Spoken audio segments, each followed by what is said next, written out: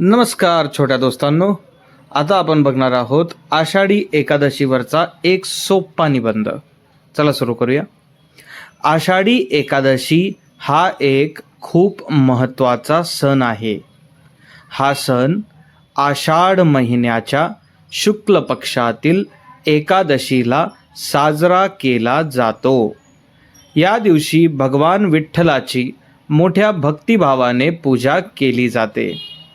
पंढरपूर येथे विठ्ठलाच्या दर्शनासाठी लाखो वारकरी पायी वारी करत जातात.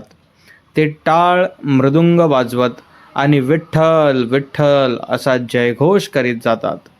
ही वारी खूप आनंदाची आणि भक्तिमय असते. या दिवशी उपवास केला जातो आणि संध्याकाळी विठ्ठलाची आरती होते.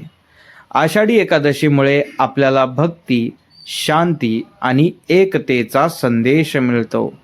विठ्ठल विठ्ठल, जय हरी विठ्ठल.